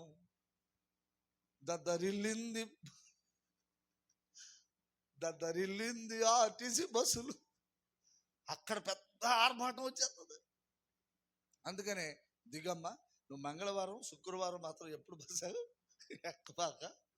ఎవరు ఊరుకోరు, మనం పెట్టుకున్నవి ఇవన్నీ, మనం పెట్టుకున్నవి. ఈరోజు మంచిది కాదంటోది నా, రేపు వెళ్దామా, నీకు ఎవడు చెప్పాడు మంచిది కాదని? నీ వరకు వచ్చేటప్పటికే మంచిది కదా, ఎవరికైనా దగ్గర తెచ్చుకోవటానికి మంచి రోజా? దేవుడు 6 రోజులు సృష్టిని చేసి 7వ రోజు ఆయన విశ్రాంతి పొందాడు. అంటే ఆదివారం 1, సోమవారం 2, మంగళవారం 3, బుధవారం 4, గురువారం 5, శుక్రవారం 6, శనివారం 7. దేవుడు చేసిన 7 రోజులు తప్ప ఇంకొక రోజులో ఈ భూమి మీద ప్రజలు ఉన్నారా? ఏ జాతి ప్రజలైనా ఉన్నారా? ఈరోజు ఏ వారం? వాస్తవానికి గురువారం. మన వాళ్ళు ఇళ్ళ కాడ అలవాటు ఏంటంటే లక్షవారం అంటారు. ఏ వారం అన్నా గురువారమేగా, దీన్ని దాటి వెళ్ళలేముగా. లేదు, నేను దీన్ని గురువారం పక్కన పెట్టేస్తాను, లక్షవారం అంటే అను ఏమవుతుంది? నువ్వు లక్షవారం అయినా గురువారం అన్నా ఒకటే కనుక, ఏమండి? అంతే, దీంట్లో ఏం మార్పు లేదు. అలాగే 6 రోజులు చేసి 7వ రోజున దేవుడు విశ్రాంతి పొందటమే కాకుండా ఈ సృష్టిలో అన్ని గొప్ప ఆశీర్వాదం తన బిడ్డలకి ఇచ్చేసాడు. కానీ సర్పం అంది, ఈ పండు తిను అంది. సర్పము అంటే పాము. పాముని ఎవరు చేశారు? మళ్ళీ ఇదో ప్రశ్న. ఇక్కడ మా పితరులు చాలా మంది ఉన్నారు స్త్రీలు, నాగుల చవితి రోజున చక్కగా పాలు పోసి గుడ్డు పెడతారు. అర్థమైందా? అది మన యొక్క అలవాటు చేసుకున్నాం దాన్ని. కానీ అసలు పామును కూడా చేసింది ఎవరు? అది కావాలి మీకు. పామును కలిగి చేసింది ఎవరంటే ఆదికాండం 3వ అధ్యాయం 1వ వాక్యం చదవండి. ఆ పాము ఎవరిది? అయితే గీతే పేర్దనోళ్ళదే, అయితే గీతే పేర్దనోళ్ళది. అది నువ్వు తీసుకుంటే అట్టగా. దేవుడైన యెహోవా చేసిన సమస్త భూ జంతువులలో సర్పము యుక్తి గలది. దేవుడు చేసిన జంతువుల్లో ఇదొక జంతువు. ఏది? ఇప్పుడు ఇక్కడికి వచ్చింది అనుకో పాము, ఇప్పుడు మన వాళ్ళందరూ ఇక్కడే కూర్చుంటారా? నాగినివో భోగినివో అంటారా? అమ్మ పాము వచ్చింది, అమ్మ పాము వచ్చింది, అమ్మ పాము వచ్చింది అని పెద్ద ఆర్భాటం అయిపోతుంది. అసలు బెంబేలు ఎత్తిపోతారు ముందు. మరి ఎప్పుడైనా కనపడితే దాన్ని కూడా దేవుడైన యెహోవా చేశాడు. దానివల్ల కూడా ఉపయోగమే తెలుసా మీకు? 2 తలల పాము కూడా ఉంది. అది దానిలో ఉన్నటువంటి విషము దేనికి ఉపయోగిస్తారు? కొన్ని వైద్యాలకు ఉపయోగిస్తారు. ఎయిడ్స్ వ్యాధి కలిగిన వాళ్ళు ఉన్నారే, ఎయిడ్స్ వ్యాధి కలిగిన వాళ్ళు ఆ 2 తలల పాములోంచి కూడా ఆ విషాన్ని తీసి ఎయిడ్స్ వ్యాధి గ్రస్తులకు ఉపయోగిస్తారు. ఆ పాములోంచి కూడా నేను ముందే చెప్పాను మీకు, పాములోంచి పరుసులు తీస్తారు. ఆ పామును చివరి కట్ చేసిన తర్వాత దాన్ని ముక్కలు ముక్కలుగా చేసి ఫ్రై చేసుకుని కొరమేను ముక్కల్లాగా తింటారు. ఏమండి, ఇలాగా ఉన్న పరిస్థితి. పాములు తినే వాళ్ళ దగ్గరికి వెళ్ళి ఒకసారి చూడండి, ఏంటి తింటున్నామంటే పాము, పెద్ద పాముని తింటున్నాం మేము. అవన్నీ చేసింది దేవుడే. ఈ భూమి మీద కోతి నుంచి కుక్క వరకు ప్రతి జీవరాశిని ఆయనే చేశాడు. హల్లెలూయా. అది మీరు ఉపయోగించుకోవాలా. దానికి నోరు పెట్టలేదు. కానీ జరిగింది ఏంటంటే, ఈ స్త్రీ దగ్గరికి వచ్చి అందే, పర్వాలేదు తిను, ఈ పండు తినేయి, నువ్వు తిన్నావనుకో బ్రహ్మాండంగా ఉంటుంది, ఇక తింటే ఇంకా ఎదురులేదు, ఇంకా నువ్వు దేవుడు అయిపోతావు, నెంబర్ 1 అయిపోతావు అనేటప్పటికి పాపం ఈ అవమ్మగా తింటాను అని చెప్పేసి గబాల అలాగా తెచ్చుకుని ఆ పాము గారు పట్టుకుని ఈమెకి ఇస్తే, ఈమె కూడా తినేటప్పటికి ఈమె కళ్ళు రక్తపు కళ్ళు అయిపోయినాయి. శరీరం అవయవాలన్నీ మారిపోయినాయి. మన యొక్క శరీరం అంతా కూడా రంగు రూపం అంతా మారిపోయింది. విధానాలన్నీ మారిపోయినాయి. పైన తల, మళ్ళీ మెడ మనిషి. దేవుడైన యెహోవా చల్లటి పూట వచ్చాడు. అమ్మా ఆదామా నా కుమారుడా, ఆదామా నా కుమారుడా, అవమ్మా నా కుమార్తె, ఎక్కడున్నావు? మేము తోట చెట్టులో దాక్కున్నాం. ఎందుకు దాక్కోవాలి? ఎందుకు దాక్కోవాలి? అయ్యా నువ్వు తినొద్దన్న పండు మేము తినేసాం. అప్పుడు ముగ్గురిని పిలిచాడు. ఫస్ట్ దేవుడు ఎలా ఉన్నాడు? సృష్టికర్తగా ఉన్నాడు. ఒకసారి చెప్పండి. 1 సృష్టికర్తగా ఉన్నాడు. 2వది దేవుడు కుమ్మరిగా ఉన్నాడు. చెప్పాలి, మట్టిని తయారు చేసిన కుమ్మరిగా ఉన్నాడు. 3వది ఆపరేషన్ చేసిన డాక్టర్గా ఉన్నాడు. ఆపరేషన్ చేశాడుగా పక్కడెంపులోంచి, డాక్టర్గా ఉన్నాడు. ఇప్పుడు 4వది జడ్జిమెంట్, అంటే న్యాయాధిపతిగా ఉన్నాడు. ఇప్పుడు ఏం చేశాడు? వీళ్ళు చేసిన తప్పుకి ఏం చేయాలి? శిక్ష పెట్టాలి. అమ్మా ఏం చేయాలి? శిక్ష పెట్టాలి. మన పిల్లలు ఎప్పుడైనా మన్ను తింటున్నారనుకో ఏం చేస్తారు మన వాళ్ళు? అమ్మ తమ్ముడు మన్ను తినేను అంటే తిను, మన్ను తిను అని అంటారా? మూతి మీద కొడతారా? మళ్ళీ ఎప్పుడు తినకుండా ఉంటారని. మన ఆడవాళ్ళు ఒకప్పుడు, ఇప్పుడు మీరు మంచివాళ్ళే, ఎందుకంటే ఇప్పుడు అంత ఫ్యాషన్ అయిపోయింది. ఒకప్పుడు ఆడవాళ్ళు ఏం చేశారంటే చాట్ నిండా బియ్యం వేసుకుని ఆ బియ్యంలో ఉన్న మట్టికెట్లన్నీ తినేసేవాళ్ళు. ఆ యొక్క ఒడ్డు గింజలు బయట పారేసేవాళ్ళు. ఏంట్రా మట్టికెట్లు ఎక్కడ కూడా కనపడతాయంటే అన్ని లోపలికి బాగుంటుందంట. ఇప్పుడు ఏమి లేదులే, ఇప్పుడు అంతా కూడా ఈ పాలిష్ వచ్చేసిగా బియ్యం తింటలేదు. కానీ దేవుడైన యెహోవా వీళ్ళకి జడ్జిమెంట్ ఇచ్చాడు. రండి అని అన్నాడు. అప్పుడు మొదలు పెట్టాడు. దీని నీవు చేసినందుకు సర్పమును చిన్న శిక్ష పెట్టాడు. సర్పమునకు ఏం పెట్టాడు? చిన్న శిక్ష. నా శకుంతల ముందా వచ్చింది, వాళ్ళ రాలేదా? బాగా అలసిపోయి ఉంటారు. సరే, వీళ్ళకి చిన్న శిక్ష పెట్టాడు. ఏం పెట్టాడు? సర్పమా నేను కూడా నిన్ను చేశాను. నువ్వు చేసిందేంటి? నా బిడ్డలను నువ్వు కూడా నేను తయారు చేసినటువంటి జంతువులో ఒక జీవియే కదా, ఇలా చేసేవా? ఇక్కడి నుంచి నువ్వేం చేస్తావు చచ్చన? నీవు కడుపుతో ప్రాకుతూ నీ బతుకు దినములన్నీ కడుపుతో ప్రాకుతూ మన్ను తిందువుగాక అన్నాడు. ఏమన్నాడండి? పామే గనక పాలు గుడ్డు తినటం మొదలు పెడితే పాడి గేదెలు ఉన్న పాలు తెల్లారికట్లా పాలు అవన్నీ వచ్చి తాగేది కుదరదు. అలాగా శిక్ష పెట్టాడు. తర్వాత ఏం పెట్టాడు తెలుసా? నీకును స్త్రీ సంతానమునకు వైరము కలుగు చేస్తా, అది నిన్ను తల మీద కొట్టును, నీవు దాని మడిమి మీద కొడతావు. పొలాలకు వెళ్ళినప్పుడు చాలామంది ప్రతి ఏటా ప్రపంచవ్యాప్తంగా పాము కాటికి 25 లక్షల మంది చనిపోతారంట ప్రపంచవ్యాప్తంగా. ఒక్క పాము కాటికి ఎన్ని హాస్పిటల్లో మనం చూస్తాం. అది ఏ పాము అయినా సరే, ఏ పాము అయినా సరే, ఒక పాము కాటికి ప్రపంచవ్యాప్తంగా 25 లక్షల మంది చనిపోతారంట ప్రతిరోజు. పొలాల్లో వెళ్తున్నప్పుడు మనకు తెలియదు, వెళ్తున్నప్పుడు అది ఎక్కడో గట్టున ఉంటుంది, నెరలో ఉంటుంది, అలా కాటేసేస్తుంది. ఒకవేళ అది నీకు దొరికిందనుకో, నువ్వేం చేస్తావు? నీ కోపంతో దాన్ని కొట్టి తల మీద పెట్టి దాన్ని ఏం చేస్తావు? చంపవుతావు. అలాగా పెట్టాడు శిక్ష. తర్వాత నెక్స్ట్ రుజువు అయిపోయిన తర్వాత ప్రార్థన చేసేస్తా. ఇప్పుడు మరి ఎవరికి శిక్ష చేయాలి? మళ్ళీ స్త్రీ దగ్గరికి వచ్చాడు. ఏమ్మా, నా స్వరూపమందు నా పోలుకు చొప్పున నేను మీకు చెప్పే కొన్ని ఇన్స్ట్రక్షన్ ఇచ్చాను. కరెంటు జోలికి వెళ్ళొద్దన్నాను, దాని జోలికి ఎందుకు వెళ్తాం? మట్టి తినొద్దన్నాను, దాని జోలికి వెళ్ళటం ఎందుకు అని కొన్ని ఇన్స్ట్రక్షన్ చెప్పి ఏమన్నాడు తెలుసా? ఇక్కడి నుంచి నేనేం చేస్తానంటే నీ గర్భవేదన, ప్రసవ వేదన నీకు పెడుతున్నాను అని స్త్రీకి పెట్టాడు. ఇక్కడున్న ఏ స్త్రీ అయినా, ఏ తల్లి అయినా వేదనతోనే పిల్లల్ని కనాలి. అర్థమైంది నా మాట? ఏమా, ఇటు చూడండి. రెండో జడ్జిమెంట్ ఏమిచ్చాడు స్త్రీకి దేవుడు?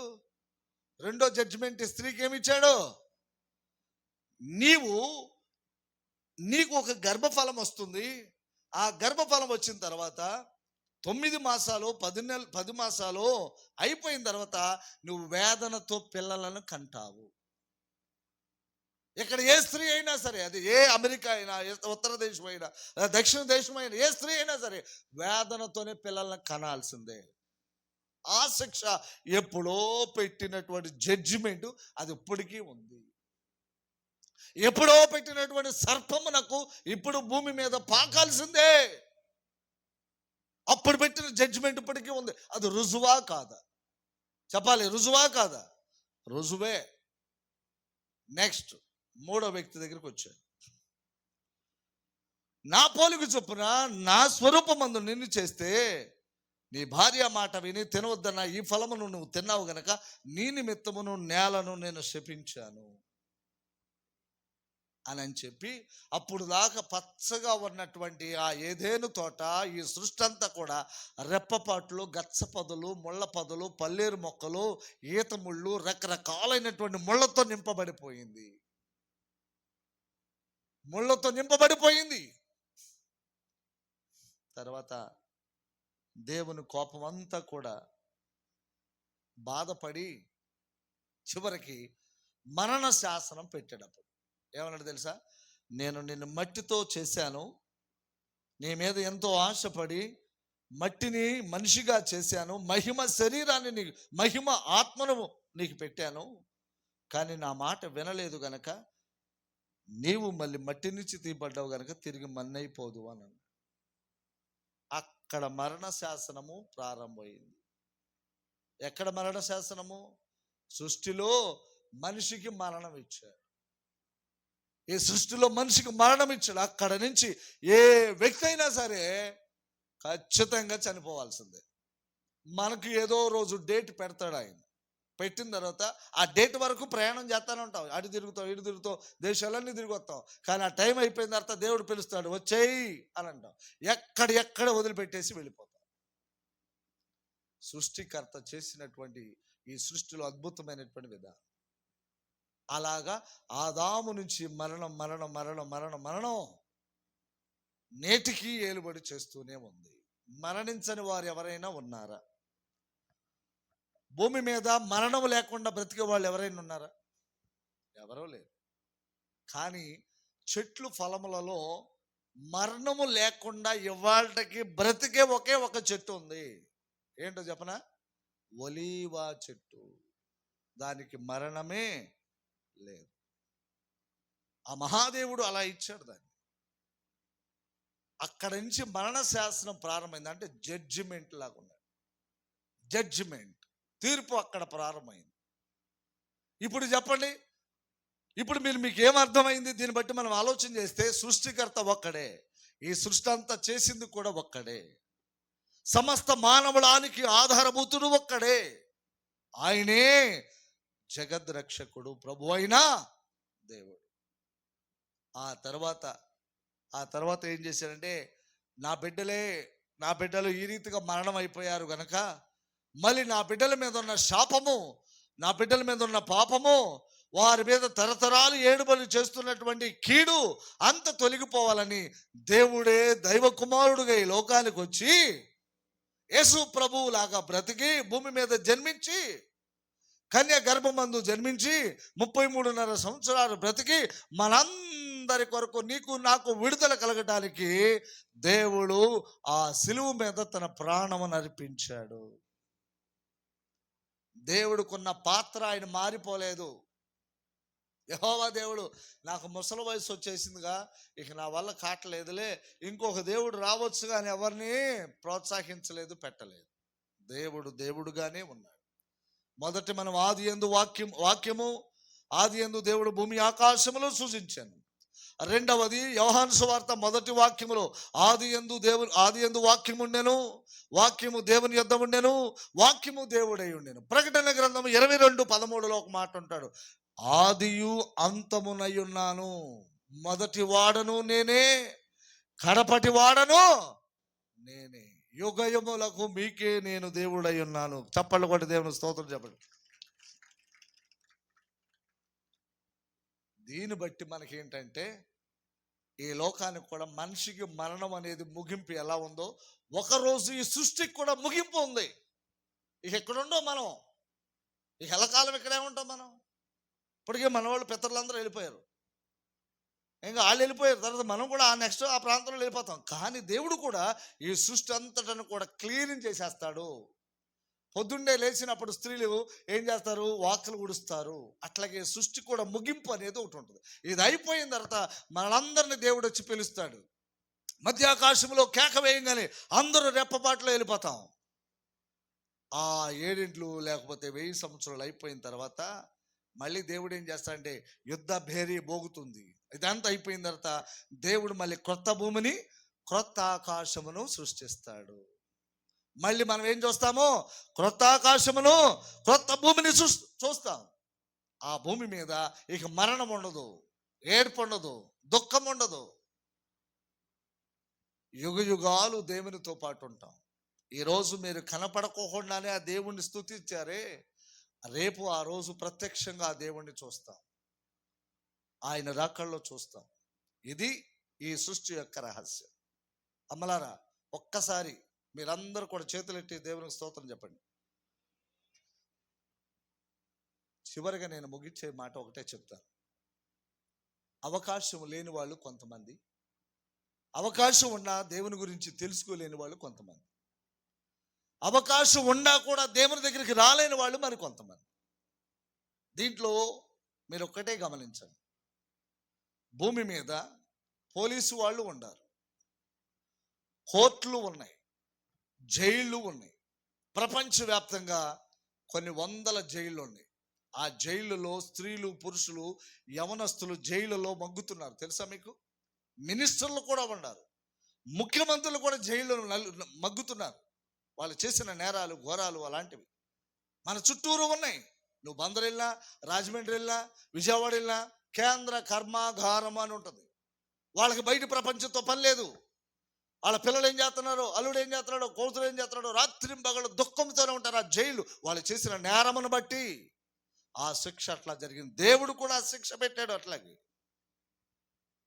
ప్రపంచవ్యాప్తంగా ఎంతో మంది జైలులో మగ్గుతున్నారు. ఆ స్థితి నీకు నాకు రాలేవలా దేవుడు. వాళ్ళ కోసం ప్రార్థన చేయాలి, భూమి మీద ఉన్న ప్రజల కోసం ప్రార్థన చేయాలి. వీళ్ళందరి కోసం ప్రార్థన చేసినట్లయితే ఏదో ఒక రోజు నీ ప్రార్థన దేవుడు ఆలకిస్తాడు. దేవుడి మాటలు దీవించును గాక. ఆమేన్. ఇప్పుడు మళ్ళీ ఇదంతా అయిపోయిన తర్వాత ఎవరో సృష్టికర్త అని మరి ఎవరిని అడగొద్దు. దేవాతి దేవుడు ఆ సృష్టి యొక్క రహస్యము మీకు చెప్పడం జరిగింది. ప్రార్థన చేసుకుందాం. అందరూ తల వంచండి. మహిమగల రాజా, సర్వ సృష్టికి ఆధారభూతుడైన మా ప్రియ పరలోకపు తండ్రి, నీ పవిత్ర పరిశుద్ధ పుణ్య నామాన్ని బట్టి వందనాలు, స్తోత్రాలు. మొదటి రోజు నుంచి ఈ ఆఖరి రోజు వరకు మీరు మాతో మా మధ్యలో సంచరిస్తున్న దేవానికి వందనాలు, స్తోత్రాలు ప్రభువా. మరి వాతావరణము ఆయా అపవాదైన సైతాన్ శక్తుల ద్వారా మమ్మల్ని భయపెట్టాలని చూసినా సరే, ఎప్పుడైతే నీ సన్నిధిలో మోకరించి ఈ సమస్య ఉంది ప్రభువా, మీ చేతులు అప్పచెప్తున్నామని ఎప్పుడైతే ప్రార్థన చేశామో, మీరు గొప్ప కార్యాన్ని జరిగించి వచ్చే ఉపద్రవాన్ని కూడా మీరు ఆపుచేసినందుకు స్తోత్రాలు. మొదటి రోజు, రెండవ రోజు, మూడవ రోజు ప్రభువా మహిమకరంగా మీరు జరిగించినందుకు మరోసారి మేమందరం కలిసి నీకు థ్యాంక్ యూ, కృతజ్ఞతాస్తుతులు చెల్లిస్తున్నాం. ఏది ఏమైనా సరే ప్రభువా, ఈ 3 రోజులు ఎందుకొరకు వచ్చాము, దేనికోసం వచ్చాము, అసలు సత్యదేవుడు ఎవరో వాళ్ళని అనేక సార్లు వాళ్ళు బోధిస్తున్నారు, ఎందు నిమిత్తం ఎంత ప్రయాసపడుతున్నారు, వారి సకల సంతోషాన్ని ఆనందాన్ని విడిచిపెట్టి ఎందుకు మా కొరకు ఎంత ప్రయాసపడుతున్నారని ప్రతి ఒక్కరూ ఆలోచించే కృప దయచేయండి. మేము ఏనాడైతే నిన్ను తెలుసుకున్నామో ఆనాటి నుండి ఈనాటి వరకు మమ్మల్ని చేయి విడిచిపెట్టకుండా అనేక రకాలుగా మమ్మల్ని మీరు పోషిస్తూ నడిపిస్తూ అనేక మందికి ఆశీర్వాదకరంగా మలిచిన దేవా నీకు వందనాలు. మేము ఏ విధంగా అయితే నీలో ఆనందము, నీలో సంతోషము, సమాధానం కలిగి ఆనందకరమైన జీవితాన్ని కొనసాగిస్తామో, అలాగే నీ బిడ్డలకు కూడా అలాంటి చక్కటి జీవితాన్ని మీరు ఇస్తున్నందుకు స్తోత్రాలు. ఇప్పటి వరకు అనేకమైన సంగతులు నీ సేవకుల ద్వారా బోధించారు ప్రభువా, వారితో ఉండి మాకు కావలసిన ఆత్మీయ వర్తమానాన్ని అందించారు. ఆ వాక్యము మాలో మంచి నేల మీద పడిన విత్తనాలు వలె ఫలించి అభివృద్ధి చెందేటట్లుగా చేయండి. మాలో ఎటువంటి ప్రభువా ఆ విత్తనాలు త్రోవ పక్కనను, ముళ్ళ పొదల్లోనూ, నీళ్ళ లేని, చెమ్మ లేని బండ మీద, రాతి మీద పడకుండా, అనగా వాక్యము మాలో నుంచి అపవాదైన సైతాన్ని దొంగిలించకుండా జాగ్రత్తగా దాన్ని కాపాడుకోవడానికి సహాయం చేయండి. ఎంతైనా మీరు నమ్మదగిన దేవుడు కాబట్టి, సర్వ సృష్టి నీ స్వాధీనంలో ఉంది కాబట్టి ఇలాంటి చక్కటి వాతావరణాన్ని మీరు మాకు ఇచ్చారు ప్రభువా. ఈ ప్రార్థనల ద్వారా ప్రతి ఒక్కరి జీవితాల్లో చీకటి తొలగించి వెలుగును ప్రసాదించండి. మా కొరకు ప్రాణం పెట్టి తిరిగి లేచి అతి త్వరలో రానయ్యున్న దేవా, మమ్మల్ని అందరినీ, ఈ వెంట్రప్రాడ గ్రామ ప్రజలందరినీ, ఈ మీటింగ్స్లో అడుగుపెట్టిన వారందరినీ, సహాయ సహకారాలు అందించిన బిడ్డలందరినీ, వారిని, వారి కుటుంబాలను, ఈ మైకా శబ్దం ద్వారా వింటున్న ప్రతి ఒక్క బిడ్డలను మీరు ఎత్తి పట్టుకొని నీ సన్నిధిలో లక్ష్యంలోకి నడిపించమని ప్రార్థిస్తున్నాం. ప్రాముఖ్యంగా ఈ పరిచర్యలో సహాయ సహకారాలు అందించిన ప్రతి ఒక్కరిని జ్ఞాపకం చేసుకోండి. ప్రాముఖ్యం తండ్రి, మరి మన యొక్క స్థలం ప్రక్కన ఉన్న అయ్యా పెదబాబు, చిన్నబాబు వారు, వారి కుటుంబాల కొరకు, వారి బిడ్డల కొరకు ప్రార్థిస్తున్నాం ప్రభా. వారికి ఎంతో చక్కటి మనస్సును, అన్ని విషయాలు ఈ మీటింగ్స్ కొరకు సహాయ సహకారాలు అందించే గొప్ప మనస్సు వారికి ఇచ్చినందుకు స్తోత్రాలు. అలాగే మిగిలిన వారు కూడా ఈ స్థలంలోకి నడిపించి మరి ఓపికతో ఇంతసేపు వాక్యాన్ని విని పాటల్లో, ప్రార్థనలో అలయక సొలయక ఆ ప్రభు ఇచ్చే ఆశీర్వాదం కొరకు, ఆ ప్రభు ఇచ్చే దీవెన కొరకు మేము పొందుకోవాలని అడుగుపెట్టిన ప్రతి కుటుంబాలను మీరు దీవించండి, ఆశీర్వదించండి. ఎవరైనా ప్రభువా ఈ వాక్యము, ఈ ప్రార్థన అనంతరము ప్రభువా నీ సన్నిధానంలోకి వచ్చి అయ్యా మా కొరకు ప్రార్థన చేయండి, ఆ ప్రభుని గురించి మేము తెలుసుకొని నమ్మి బాప్తిసం పొందుకొని నీ సన్నిధిలో వస్తామనే ఆలోచన, ప్రేరేపణ ప్రతి ఒక్కరికి దయచేయండి ప్రభువా. నీకు స్తోత్రాలు. అలాగే ప్రతి ఆదివారం జరుగుతున్న మరి జగన్మోహిని గారి షెడ్లో ఉదయకాల సమయంలో 10 గంటల నుంచి 1 గంట వరకు జరుగుతున్న ఆరాధనలో కూడా నీ బిడ్డలు కూడా వారానికి ఒక్క పూట, అది కూడా 2-3 గంటలు నీతో కలిసి ప్రార్థించుకుంటే ఇంకెన్నో అద్భుత ఆశ్చర్య కార్యాలు జరిగిస్తారు. ఏది ఏమైనా సరే మరోసారి మీకు థ్యాంక్ యూ ప్రభువా. చక్కటి వాతావరణాన్ని మీరు ఇచ్చారు అయ్యా. మరి ప్రయాణాల్లో, రాకపోకల్లో, కరెంట్లో, సౌండ్ సిస్టంలో, లైటింగ్స్లో, అలాగే దూర దగ్గర ప్రాంతాల నుంచి వచ్చిన ప్రతి ఒక్కరి ప్రయాణాలు మీరు సురక్షితంగా నడిపించినందుకు స్తోత్రాలు. ఈ ప్రార్థన అనంతరం ఎవరి గృహాలకి వారికి సంతోషంగా వారి ఇంటికి పంపించండి. ఏ బాధతో అయితే, ఏ వేదనతో అయితే, ఏ మనశ్శాంతి లేని కన్నీటితో ఎవరైతే వెళుతున్నారో ఈ ప్రార్థన అనంతరం వారి హృదయాలను తేలికపరచండి, వారి హృదయాల్లో నెమ్మది దయచేయండి. వారికి ఈ ప్రార్థనల ద్వారా సంపూర్ణ స్వస్థత, విడుదల నీ సన్నిధి నుండి సహాయము చేయమని మన ప్రభువును ప్రియరక్షకుడైన అతి త్వరలో రానయ్యున్న నజరేయుడైన యేసుక్రీస్తు నామములో ప్రార్థించి మనవులన్నీ నీ సన్నిధిలో అడిగిపెట్టి పొందుకుని ఉన్నాము తండ్రి, ఆమేన్. అందరూ లేచి నిలబడదాం. పరలోకమందున్న మా తండ్రి, మీ నామం పరిశుద్ధపరచబడును గాక, మీ రాజ్యం మాకొచ్చు గాక, మీ చిత్తం పరలోకమందు నెరవేరినట్లు భూమి యందును నెరవేరును గాక. మా దినాహారం నీరు మాకు దయచేయండి. మా ఇళ్ళ అపరాధం చేసిన వాళ్ళు మేము క్షమించినట్టు అపరాధములను మీరు క్షమించండి. మమ్మల్ని శోధనకు తేకుండా కీడు నుండి, దుష్టుడు, అపాయము, సైతాను నుంచి తప్పించండి. ఎందుచేతనగా రాజ్యము, బలము, శక్తి, మహిమ నిరంతరం మీరే నాడు తండ్రి, ఆమేన్. మన ప్రభు అయిన యేసుక్రీస్తు కృప, తండ్రి దేవుని ప్రేమ, పరిశుద్ధాత్మక నీ సహాయము, సహవాసం ఎప్పుడు ఎల్లప్పుడూ సర్వలోక భక్తులకు తూర్పు పడమల ఉత్తర దక్షిణంలో ఉన్నటువంటి నీ భక్తులకును, ఈ జరిగిన 3 రోజులకును, కూడుకున్న ఈ ప్రాంత ప్రజలకును, ఈ గ్రామము, ఈ రాష్ట్రము, ఈ జిల్లా, దేశము ప్రధానులకును, ప్రతి ఒక్కరుకును, నేను ఆరాధించినటువంటి బిడ్డలకును రాబోయే కాలములో ఈ గ్రామం అంతా కూడా క్రీస్తులో పట్టబడినట్లుగా సదాకాలము నీ కృపతోడేండి కాపాడును గాక. ఆమేన్. యేసు రక్తమే జయం, సిలువ రక్తమే జయం. ప్రభుయేసు నామాన సంపూర్ణ విజయము కలుగును గాక. ఆమేన్. ఖచ్చితంగా మిమ్మల్ని అందరినీ ప్రేమతో ఆహ్వానిస్తున్నాం. ఆ ప్రార్థనల వల్ల అనేక మంది జీవితాల్లో దేవుడు వెలుగును నింపుతూ వచ్చాడు. అనేక కృపలో ఆశీర్వాదాలతో దేవుడు ఎన్నో గొప్ప కార్యాలు జరిగిస్తూ వచ్చాడు. మరి ఈ పరిచర్య ఈ వెంటప్రాడి గ్రామంలో మరి చిన్నల నుంచి పెద్దల వరకు మమ్మల్ని ఎంతగానో ఆదరిస్తూ ప్రేమిస్తూ ప్రతి విషయాల్లో ఈ ప్రార్థనల ద్వారా అనేక మంది మేలు పొందుకుంటూనే వచ్చారు. చాలామంది ఇక్కడ ప్రార్థన రాకపోయినా ఫోన్ల ద్వారా తెలియపరిచి, అయ్యా మా కొరకు ప్రార్థన చేయండి, ఈ శోధనతో మేము బాధపడుతున్నప్పుడు ఆ ప్రార్థనల ద్వారా ఎన్నో అద్భుత ఆశ్చర్య కార్యాలు దేవుడు జరిగిస్తూనే వచ్చాడు. మరి ఏది ఏమైనా సరే మీ కొరకు మా ప్రాణము పోయేంత వరకు మీ కొరకు ఇక్కడ ఉచితంగానే ప్రార్థన చేస్తాము. ఉచితంగానే సేవా పరిచర్య మీకు మన ప్రభు అయిన యేసుక్రీస్తు ప్రార్థనా మందిర పరిచర్యల ద్వారా మీకు అందించబడుతుంది. కాబట్టి మిమ్మల్ని అందరినీ ప్రేమతో మేము మనస్ఫూర్తిగా ఆదరిస్తున్నాము, ప్రేమిస్తున్నాము కూడా. అలాగే మీరు కూడా మమ్మల్ని ప్రేమిస్తున్నారు. అందుని బట్టి మీకు కృతజ్ఞతాస్తుతులు, వందనాలు చెల్లిస్తున్నాం. Praise the lord. Hallelujah. God bless you. God bless you. స్తోత్రం. హల్లెలూయా. హల్లెలూయా.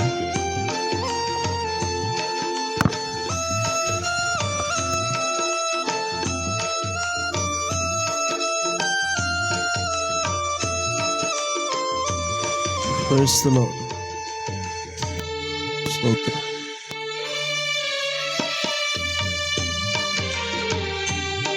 హల్లెలూయా.